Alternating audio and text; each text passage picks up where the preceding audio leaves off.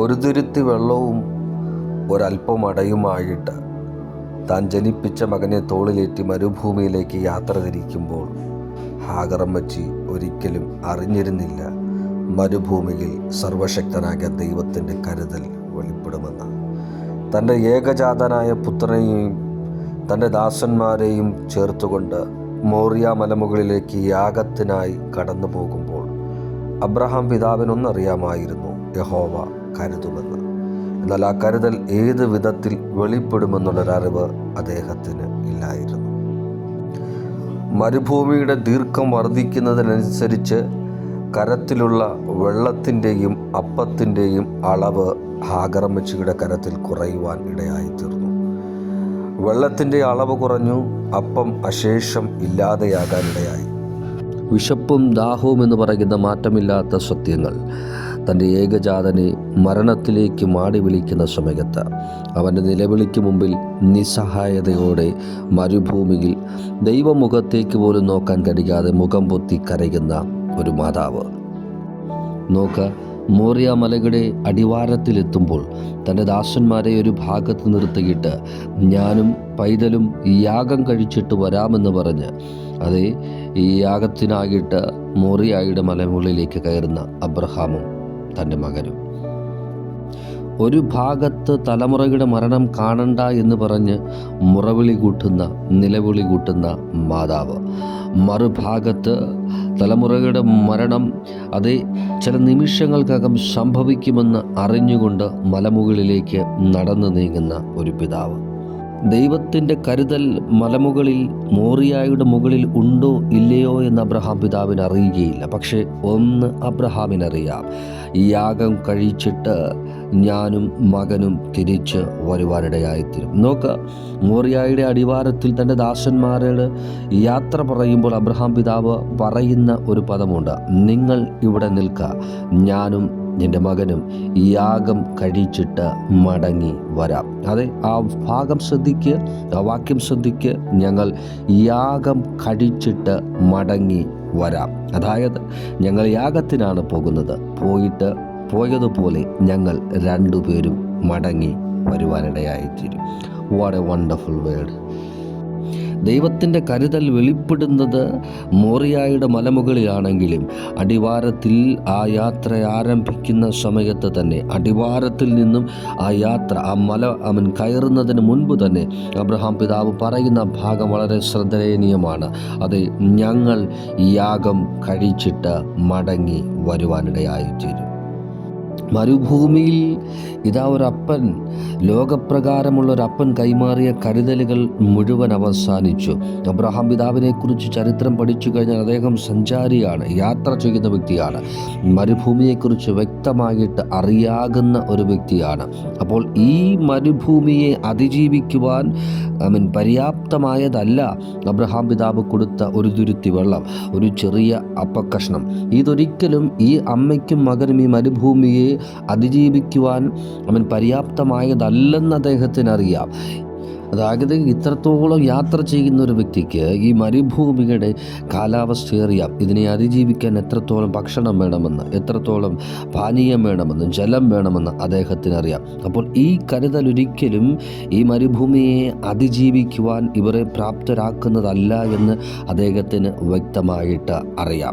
അപ്പോൾ ഈ കരുതൽ സ്നേഹത്തോടെ കൈമാറിയതാണോ ഇല്ലയോ എന്ന് ചോദിച്ചു കഴിഞ്ഞാൽ അറിയുകയില്ല. ഒരു പക്ഷേ അത്ര കാലം ആ ഭവനത്തിൻ്റെ അകത്തളത്തിൽ ഉണ്ടായിരുന്ന തൻ്റെ സ്വന്തം രക്തമെന്ന കരുതൽ ഒരു പക്ഷേ അദ്ദേഹത്തിന് ഉണ്ടായിരുന്നിരിക്കാം. എൻ്റെ ഭാഗത്ത് നിന്ന് എനിക്ക് ചെയ്യാൻ കഴിയുന്ന ചെറുതൊന്ന് ഞാൻ ഈ തലമുറയ്ക്ക് വേണ്ടി ചെയ്യണമെന്നൊരു ചിന്താഗതിയോടുകൂടെ ആയിരിക്കാം ഒരു പക്ഷേ ചെയ്യുവാനിടയായിത്തീരുന്നത്. നോക്കുക, സ്വന്തം രക്തത്താൽ ജനിച്ച തൻ്റെ സ്വന്തം പുത്രൻ ആരുടെയും ആവശ്യപ്രകാരമല്ല, അതേ തൻ്റെ ഭാര്യയുടെ ആവശ്യപ്രകാരം തനിക്കൊരു തലമുറ വേണമെന്നുള്ളൊരു ആഗ്രഹത്തിൻ്റെ അനന്തരഫലം, അബ്രഹാമിൻ്റെയും സാറായിയുടെയും ആഗ്രഹം ഹൃദയത്തിൽ ചുമന്നതായ ഹാഗർ. ശ്രദ്ധിക്കുക. അബ്രഹാമിൻ്റെയും സാറ അമ്മച്ചിയുടെയും ആഗ്രഹത്തെ ഹൃദയത്തിൽ ഉദരത്തിൽ ചുമന്ന ഹാഗർ ഇപ്പോൾ ആരുമില്ലാത്തവളെ പോലെ മരുഭൂമിയിൽ ഉഴന്ന് നടക്കുകയാണ്. അബ്രഹാമിൻ്റെയും ഹാഗറിൻ്റെയും ആഗ്രഹം ഉദരത്തിൽ ചുമന്ന ഹാഗർ ആരുമില്ലാതെ ഇപ്പോൾ മരുഭൂമിയിൽ അലഞ്ഞ് നടക്കുകയാണ്. Praise God. ഇന്ന് പ്രഭാതകാലം ഈ വചന സന്ദേശം കേട്ടുകൊണ്ടിരിക്കുമ്പോൾ അതേ മറ്റു പലരുടെയും ആഗ്രഹം ഹൃദയത്തിൽ പേറി, മറ്റു പലരുടെയും ജീവിതത്തിൽ അവർക്കുണ്ടായിരുന്ന ആഗ്രഹത്തെ ഉത്തരവാദിത്വത്തോടുകൂടെ തോളിൽ വഹിച്ചുകൊണ്ട് ഇന്നലകളിൽ നീ ഒരുപാട് ഓടാനിടയായിത്തീർന്നു. ഇന്നലകളിൽ നീ ഒരുപാട് അധ്വാനിക്കാനിടയായിത്തീർന്നു. ഒരുപക്ഷെ നിൻ്റെ അപ്പൻ്റെ, ഒരുപക്ഷെ നിൻ്റെ അമ്മയുടെ, ഒരുപക്ഷെ നിൻ്റെ സഹോദരങ്ങളുടെ, ഒരുപക്ഷെ നിൻ്റെ ഭാര്യയുടെ, ഒരുപക്ഷെ നിൻ്റെ ഭർത്താവിൻ്റെ, ഒരുപക്ഷെ നിൻ്റെ തലമുറകളുടെ ആഗ്രഹങ്ങളെ സഫലീകരിക്കുവാൻ വേണ്ടി അവരുടെ ആഗ്രഹങ്ങളെ ഹൃദയത്തിൽ പേറി, അവരുടെ ആഗ്രഹങ്ങൾ തോളിൽ പേറി, അതേ ഒരുപാട് അധ്വാനിച്ചു, സമയങ്ങൾ ഒരുപാട് കളഞ്ഞു.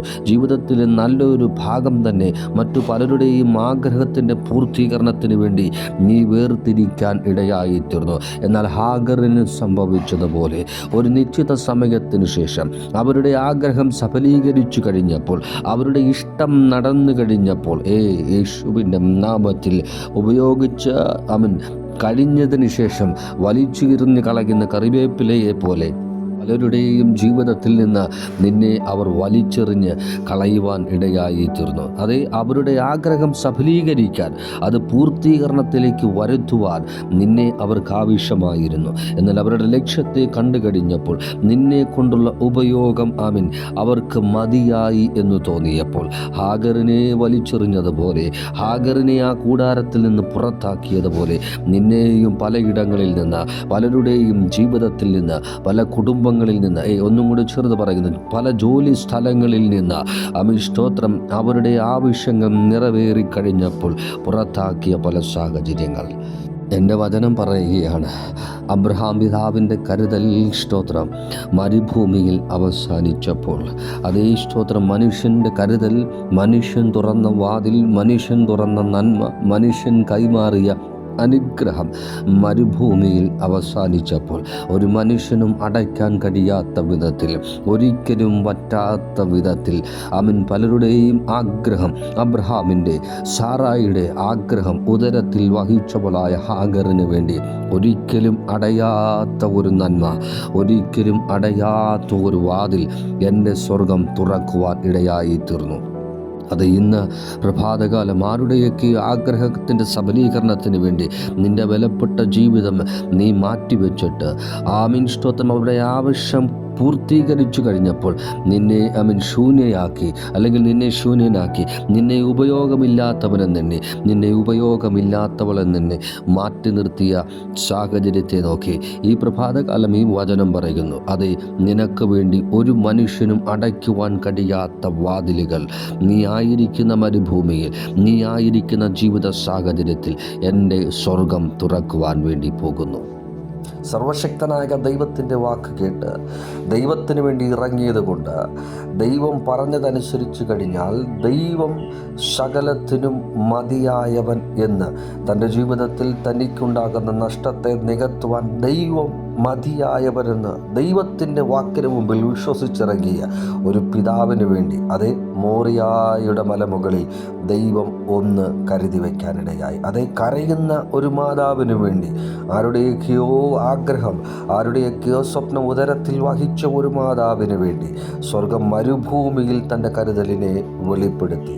അതേ ദൈവത്തിൽ വിശ്വസിച്ച ഒരു പിതാവിന് വേണ്ടി ഇതാ മോറിയായുടെ മുകളിലും ദൈവം ഒരു കരുതലിനെ ഒരുക്കുവാൻ ഇടയായിത്തീർന്നു.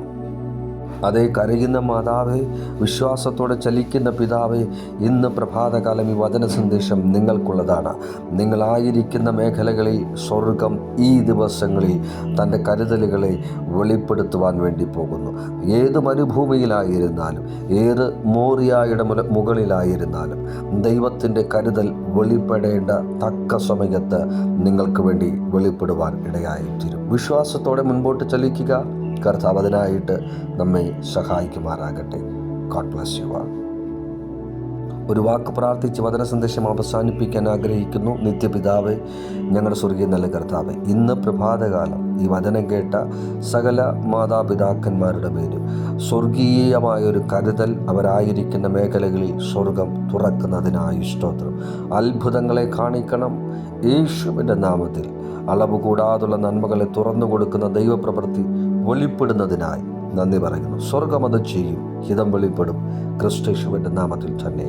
ആമേൻ, ആമേൻ, ആമേൻ.